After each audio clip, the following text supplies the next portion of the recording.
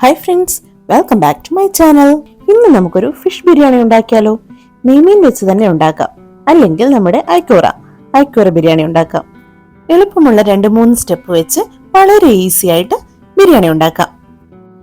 അപ്പോൾ വേഗം നമുക്ക് റെസിപ്പിയിലോട്ട് പോകാം. ആദ്യം തന്നെ നമുക്കിതിന് വേണ്ട ഒരു ഗരം മസാല പൊടിച്ചു വെക്കണം. അതിനുള്ള റെസിപ്പിയാണ് ഇവിടെ കൊടുത്തേക്കുന്നത്. ബിരിയാണിക്കൊക്കെ വീട്ടിൽ നമ്മൾ പൊടിച്ചെടുക്കുന്ന മസാലയായിരിക്കും നല്ലത്. ഞാനിവിടെ 2.5 കപ്പ് കൈമ അരിയാണ് എടുത്തിരിക്കുന്നത്. ഈ ഒരു ബിരിയാണിക്കൊക്കെ ഈ ചെറിയ അരിയായിരിക്കും കുറച്ചുകൂടെ നല്ലത്. ആദ്യം തന്നെ നമുക്ക് കുറച്ച് ഇഞ്ചിയും വെളുത്തുള്ളിയും പച്ചമുളകും ചതച്ചെടുക്കണം. അതിനായി 2 ഫുള്ളായിട്ടുള്ള വെളുത്തുള്ളി, 4-5 കഷ്ണം ഇഞ്ചി, ഒരു 5-6 പച്ചമുളക്, ഓരോരുത്തരുടെ എരി അനുസരിച്ച്. ഇനി മീൻ ഫ്രൈ ചെയ്യാനുള്ള മസാല സെറ്റാക്കി എടുക്കാം. അതിനായി 3/4 ടീസ്പൂൺ മഞ്ഞൾപ്പൊടി, 3/4 ടീസ്പൂൺ കുരുമുളക് പൊടി, 1 ടീസ്പൂൺ സാദാ മുളക് പൊടി, 1.5 ടീസ്പൂൺ കാശ്മീരി മുളക് പൊടി, പിന്നെ 1/2 ടീസ്പൂൺ നമ്മൾ പൊടിച്ചു വെച്ച ഗരം മസാല, പിന്നെ ചതച്ച് വെച്ചിരിക്കുന്ന ഇഞ്ചി വെളുത്തുള്ളിയും പച്ചമുളകും കൂടെ ഇട്ട് ആ ഒരു മിക്സ്, പിന്നെ ഒരു ചെറുനാരങ്ങയുടെ പകുതി ഇതിനകത്തോട്ട് പിഴിയുന്നുണ്ട്. ഇനി 1 ടീസ്പൂൺ ഉപ്പും കൂടെ ചേർത്ത് ഇതിലോട്ട് കുറച്ച് വെള്ളം കൂടെ ചേർത്ത് നല്ലപോലെ കലക്കിയെടുക്കാം. ഉപ്പ് 1 ടീസ്പൂണോ അല്ലെങ്കിൽ 3/4 ടീസ്പൂൺ ആ ഒരു രീതിയിൽ മതി കേട്ടോ. ഉപ്പ് നോക്കിയിട്ട് ചേർക്കാം. ഈ ഒരു മസാല നമുക്ക് കഴുകി വൃത്തിയാക്കി വെച്ചിരിക്കുന്ന നെയ്മീനിലോട്ട് തേച്ച് കൊടുക്കാം.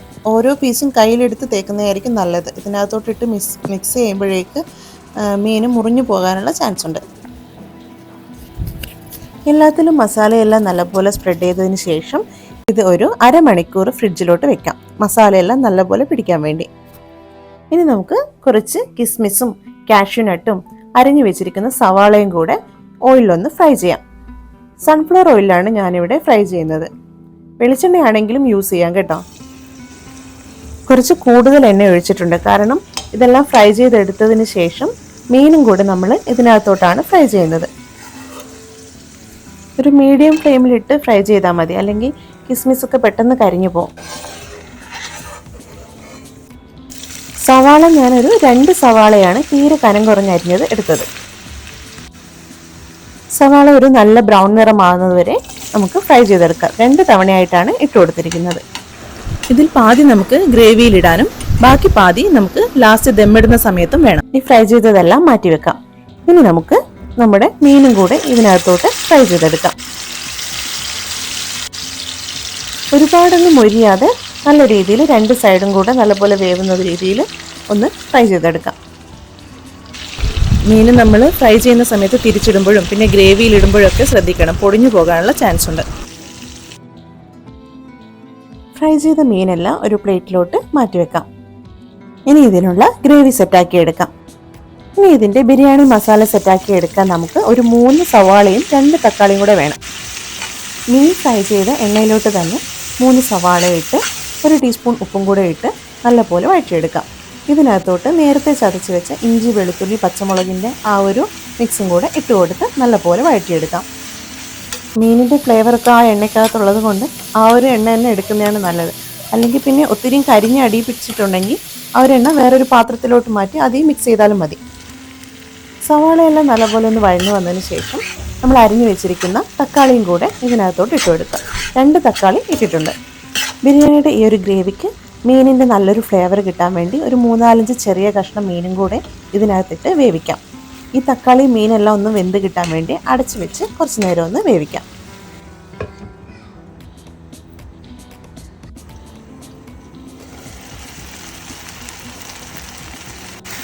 തക്കാളി മീനൊക്കെ അതിൽ കിടന്ന് നല്ലപോലെ വെന്തിട്ടുണ്ട്. തക്കാളിയൊക്കെ നല്ലൊന്ന് ഉടച്ചെടുക്കുന്നുണ്ട്. ഇനി നമുക്ക് ഇതിനകത്തോട്ട് ചേർക്കാനുള്ളത് 1 ടീസ്പൂൺ കുരുമുളകും 1 ടീസ്പൂൺ നമ്മൾ പൊടിച്ചു വെച്ചിരിക്കുന്ന ഗരം മസാലയാണ്. മഞ്ഞൾപ്പൊടി മുളക് പൊടിയെല്ലാം ആ എണ്ണയ്ക്കകത്തും പിന്നെ മീനിനകത്തൊക്കെ ഉള്ളത് കൊണ്ട് വീണ്ടും ഒരുപാട് ചേർക്കേണ്ട ആവശ്യമില്ല, ഇത് മാത്രം മതി. ഇനി ഇതിലോട്ട് ലെമൺ ജ്യൂസും തൈരും ചേർക്കണം. 1 ലെമണിൻ്റെ ജ്യൂസാണ് എടുത്തിരിക്കുന്നത്, ഒരു മീഡിയം സൈസുള്ള ലെമണിൻ്റെ.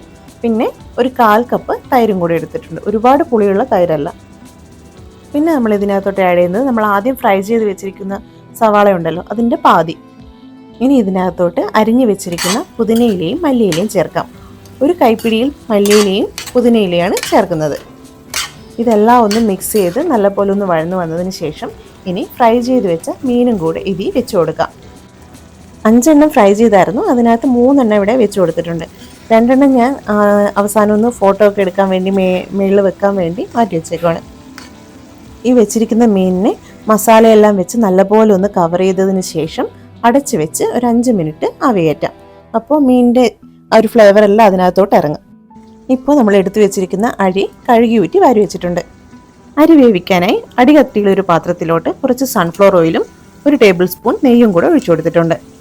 എണ്ണ ഒന്ന് ചൂടായി വരുമ്പോൾ ഇതിനകത്തോട്ട് ഒരു 3-4 കഷ്ണം കറുവപ്പട്ട, ഒരു 3 ഏലക്കായി, 4-5 ഗ്രാമ്പൂ, പിന്നെ ബേ ലീഫും കൂടെ ഇട്ട് കുറച്ച് സവാളയും കൂടെ ചേർത്ത് ഒന്ന് വഴറ്റാം.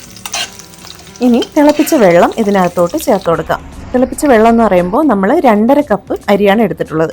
അതുകൊണ്ട് ഒരു 5 കപ്പോളം വെള്ളം ഒഴിക്കുന്നുണ്ട്. ഇതിനകത്തോട്ട് ഒരു 1.5 ടേബിൾ സ്പൂൺ ഉപ്പും കൂടെ ചേർത്ത് തിളച്ചതിന് ശേഷം കഴുകി ഊറ്റി വാരി വെച്ചിരിക്കുന്ന അരിയും കൂടെ ഇട്ട് കൊടുക്കാം. ഉപ്പ് നമ്മൾ നോക്കുമ്പോൾ കുറച്ചൊന്ന് മുന്നിൽ നിൽക്കണം കേട്ടോ, അപ്പോഴായിരിക്കും കറക്റ്റ്. ഇതൊന്ന് മിക്സ് ചെയ്തതിന് ശേഷം അടച്ച് വെച്ച് ഒരു 2-3 മിനിറ്റ് ഒന്ന് മീഡിയം ഫ്ലെയിമിലിട്ട് വേവിക്കണം. ഒരു 3 മിനിറ്റ് കഴിഞ്ഞ് തുറന്ന് നോക്കുമ്പോൾ ഈ ഒരു പരുവത്തിയിരിക്കും. അരിയെല്ലാം നല്ലപോലെ ഒത്തിരി വെന്തതല്ല, ഇങ്ങനെ ഒരു കുഴഞ്ഞ രീതിയിൽ വെള്ളവും ഇരിക്കും അങ്ങനെ. എന്നിട്ട് വീണ്ടും അടച്ച് വെച്ച് സിമ്മിലിട്ട് ഒരു 10 മിനിറ്റോളം വേവിക്കണം. ഇപ്പോൾ അത്യാവശ്യം നല്ല രീതിയിൽ എന്ന് വെച്ച് നല്ലപോലെ വെന്ത് കുഴഞ്ഞിട്ടല്ല, ഒരു 3/4 ഭാഗത്തിൽ കൂടുതൽ വെന്തിട്ടുണ്ടാവും ഇത്. ഇനി ഇത് ഒരു അരമണിക്കൂർ അടച്ചു വെച്ചേക്കണം. അപ്പോഴേക്ക് അരി നല്ല പാകത്തിന് വെന്ത് കിട്ടും. നമ്മുടെ മീനും ഗ്രേവിയും ഒക്കെ ഇവിടെ കറക്റ്റ് സെറ്റായി കിട്ടിയിട്ടുണ്ട്. ഇനി ദമ്മിടാൻ വേണ്ടി ചോറും മസാലയെല്ലാം നമുക്ക് സെറ്റ് ചെയ്യാം.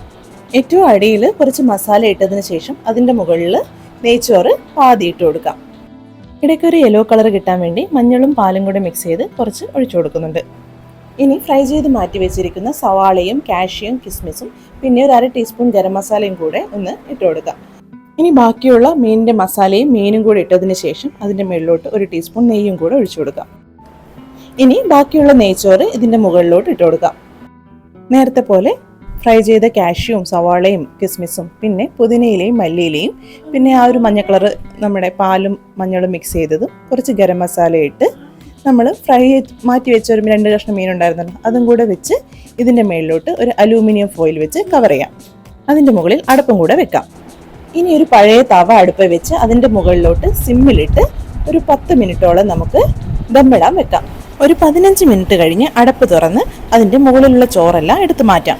സെർവ് ചെയ്യുമ്പോൾ ആദ്യം മീൻ എടുത്ത് വെച്ച് പിന്നെ അടിയിലുള്ള മസാലയുള്ള ചോറ് കുറച്ചിട്ട് പിന്നെ നമ്മൾ മാറ്റി വെച്ചിരിക്കുന്ന മസാലയില്ലാത്ത ചോറും കൂടെ വിളമ്പി സെറ്റാക്കാം. ഇപ്പോൾ നമ്മുടെ വളരെ ടേസ്റ്റി ആൻഡ് ജ്യൂസി ആയിട്ടുള്ള നെയ്മീൻ ബിരിയാണി അല്ലെങ്കിൽ അയക്കൂറ ബിരിയാണി ഇവിടെ റെഡിയായി വന്നിട്ടുണ്ട്. എനിക്കിവിടെ അരി വേവാൻ വേണ്ടി 1 കപ്പിന് 2 കപ്പ് എന്നുള്ള രീതിയിൽ വെള്ളം എടുത്തപ്പോഴാണ് സെറ്റായത്. അപ്പോൾ എൻ്റെ ഇന്നത്തെ വീഡിയോ ഇഷ്ടപ്പെട്ടെങ്കിൽ ലൈക്ക് ചെയ്യാനും ഷെയർ ചെയ്യാനും മറക്കല്ലേ. എൻ്റെ ചാനൽ ഇതുവരെ സബ്സ്ക്രൈബ് ചെയ്തില്ലെങ്കിൽ സബ്സ്ക്രൈബ് ചെയ്യാനും മറക്കല്ലേ. വീണ്ടും ഒരു അടിപൊളി വീഡിയോ ആയിട്ട് കാണുന്നവരെ tata bye bye. Thank you.